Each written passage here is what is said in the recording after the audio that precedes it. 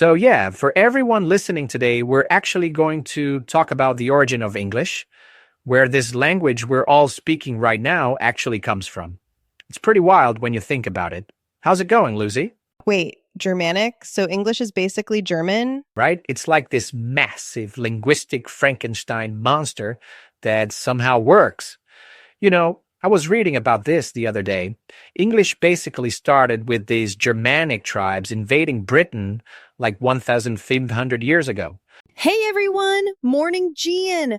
Oh, this is such a good topic. I mean, we speak it every day, but never really think about how bizarre English actually is. Well, not exactly German, but yeah, the Angles, Saxons, and Jutes. They came over in like the 5th and 6th centuries and just took over. The native Celtic speakers basically got pushed aside. Oh, so that's why we say Anglo-Saxon. I never connected that. The Angles literally gave us the word English. Exactly. And Old English, that's what we call the language back then. It was nothing like what we speak now. It was super inflected, meaning words changed their endings all the time depending on how you use them. Like in Latin or Russian, right? Where everything has different forms? Yeah, totally. And get this. They didn't even have the word the back then. They used words more like this and that instead. No the? How did they even function? Pass me that bread instead of pass me the bread? Pretty much. But you know what's interesting? A lot of our most basic words, the ones we use every day about family and home, those come straight from Old English. Like what? Mother, father, house, eat, drink, all that core stuff. But then the Vikings showed up and made things complicated. Oh, right. The Norse invasions. This is where it gets really messy, doesn't it? Super messy. From about the 9th century, you had Scandinavians settling all over northern and eastern England. And they didn't just raid, they stayed and mixed with the locals. And their language mixed too? Big time. We got words like husband and law from Old Norse. Can you imagine English without the word husband? That's so weird to think about. Like these Vikings literally changed how people talked about their marriages. Yeah. And here's something cool. When I say they are instead of they be, that's actually because of Norse influence. They changed our grammar, not just vocabulary. Wait, what? The Vikings changed our grammar? They did. Old English would have been more like they be, but Norse influence pushed it toward they are. It's one of those things linguists get really excited about. Of course they do. But okay, so we've got Germanic base, Viking additions, and then the French showed up? Oh man, 1066, the Norman conquest. This is where English gets really weird. William the Conqueror brings over Norman French, and suddenly the whole upper class is speaking French. So English became like the poor people's language? Exactly. For about 300 years, if you were rich or powerful, you spoke French. If you were educated, you wrote in Latin. And if you were just a regular person, you spoke English. That must have created such a weird society. Like, imagine not being able to understand your own rulers. Right? And this is why English has this bizarre thing where we have different words for animals and their meat. The Anglo-Saxon farmers raised cows and pigs, but the Norman nobles ate beef and pork. Oh my God, I never realized that. So cow is English, but beef is French? Yep. Cow, pig, sheep, those are Germanic. Beef, pork, mutton, those are French. It literally shows the class divide in medieval England. That's insane. We're basically speaking a record of social inequality every time we order a burger. Ha! I never thought of it that way, but yeah. And the French influence went way beyond food. Law, government, art, fashion, all these fancy topics got French words. Is that why legal English sounds so different? All those Latin and French terms? Absolutely. Judge, jury, verdict, plaintiff, all from French or Latin.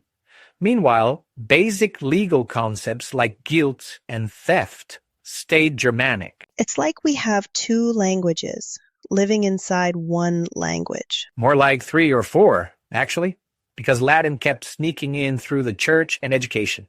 Words like school and priest came from Latin way before the Normans.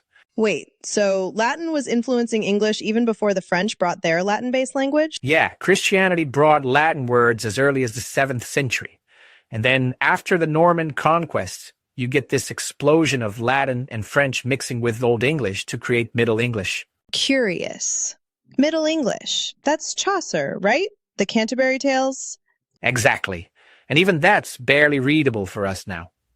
But here's where it gets really crazy. Between the 14th and 17th centuries, something called the Great Vowel Shift happened.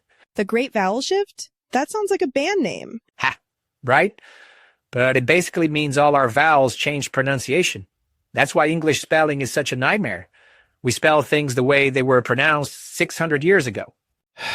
So that's why though, through, and tough all have different sounds. They got frozen in time. Exactly.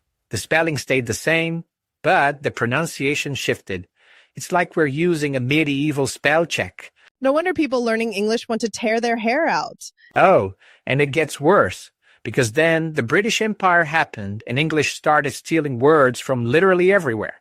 Oh yes, this is my favorite part. We're like linguistic kleptomaniacs. We really are. Pajamas from Hindi, algebra from Arabic, piano from Italian, kindergarten from German. Karaoke from Japanese, chocolate from Nahuatl through Spanish. Yeah, canoe from Native American languages, sketch from Dutch. We literally just grab whatever word we like and make it English. It's like English went shopping around the world and came back with everything. And we're still doing it. Think about all the tech words we've borrowed recently. Avatar from Sanskrit, algorithm from Arabic via Latin. Wait, algorithm is Arabic? Yeah, it comes from the name of a Persian mathematician, Al-Khwarizmi. The West learned algebra from Arabic texts, so we kept their words. That's actually beautiful. Like, every time we solve a math problem, we're honoring this ancient Persian scholar. Right? And this is what makes English so weird, but also so flexible. We don't have an academy telling us what words are proper English like French does. Oh yeah, the Académie Française. They're always trying to keep French pure, aren't they? They try. Meanwhile, English is over here, like, you got a cool word? Great, it's ours now. No permission needed. That's why we can just make up words, and if people use them enough, boom, they're English. Exactly. Google became a verb. Selfie is in the dictionary. Blog came from weblog. We're constantly evolving. It's like English is this living, breathing thing that just keeps growing and changing. And that's what makes it both incredibly frustrating to learn, but also incredibly expressive. We have so many ways to say the same thing because we've borrowed from everyone. Like how we can say someone died, passed away, kicked the bucket, bit the dust. Right. Different registers, different origins. Die is Germanic. Pass away uses Latin roots. Kick the bucket is this weird English idiom nobody really knows the origin of. Nobody knows where kick the bucket comes from? There are theories, but no one's sure. Could be from a beam called a bucket that animals hung from. Could be from standing on a bucket to hang yourself. It's dark stuff. Wow, that got morbid fast. But it shows how weird idioms are. They make no logical sense. Yeah, and for people learning English, idioms must be absolute torture.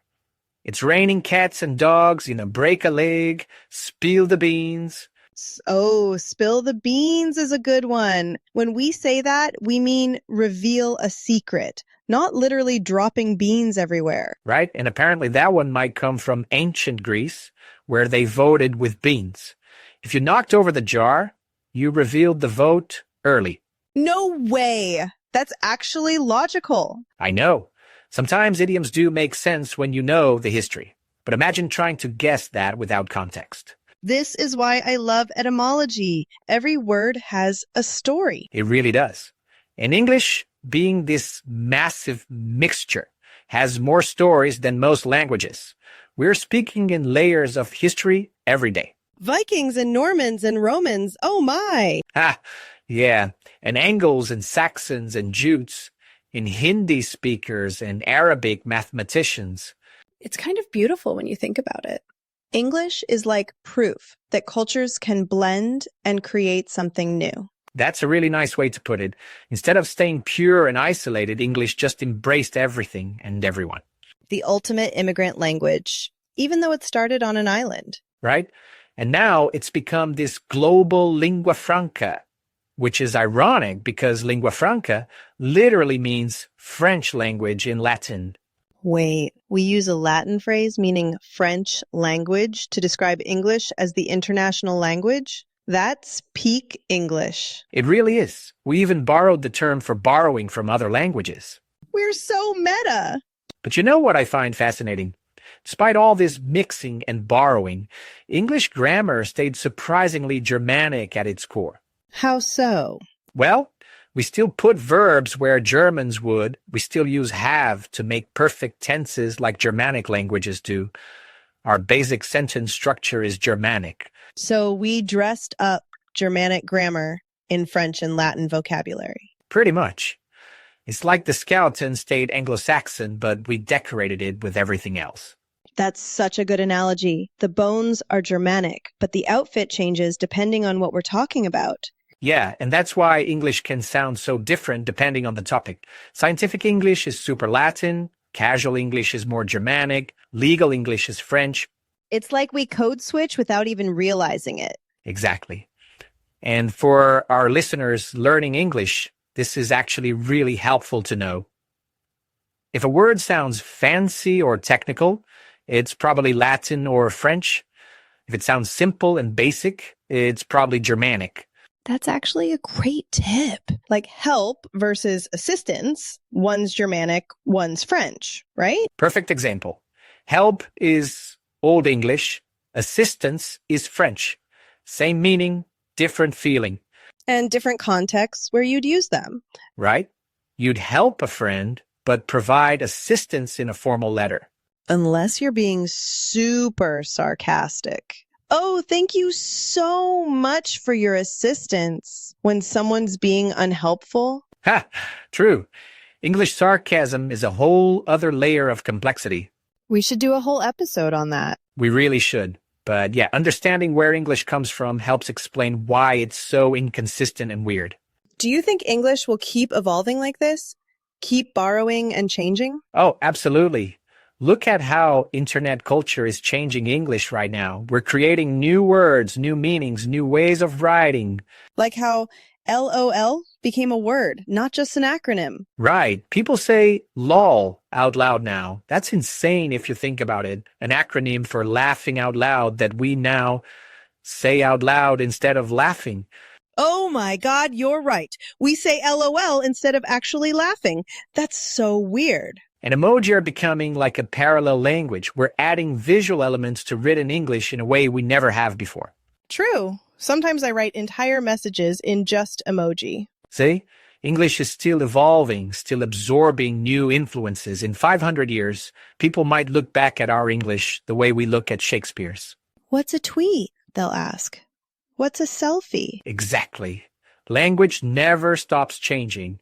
And English, being this chaotic mixture, probably changes faster than most. The beautiful mess that keeps on messing. Ah, I love that. But, you know, for everyone listening who's learning English, I hope this makes you feel better about finding it confusing. Yes, it's not you. English is confusing. It's literally made of pieces from everywhere. Even native speakers don't know why we say things the way we do half the time. We just know it sounds right or sounds wrong, but can't explain why. Which is why learning English is really more about exposure and practice than memorizing rules.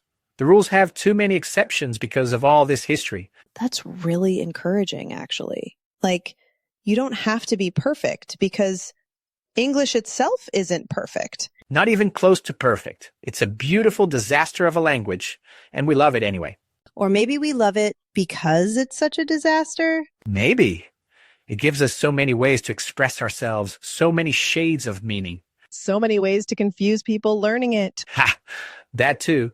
But hey, for everyone listening, you're basically learning the history of half of Europe and beyond when you learn English. You're learning Viking words and Norman words and Latin words and Hindi words. You're connecting with this massive web of human history and culture. That's pretty amazing when you think about it. It really is. Every English sentence is like a little time machine. I love that way of thinking about it.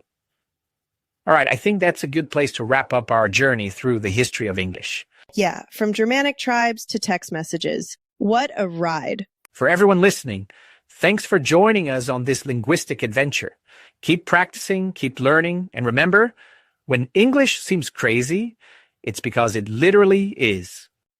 And we'll be back soon with more conversations to help you practice. Until then, embrace the beautiful chaos of English. Take care, everyone, and we'll catch you in the next episode.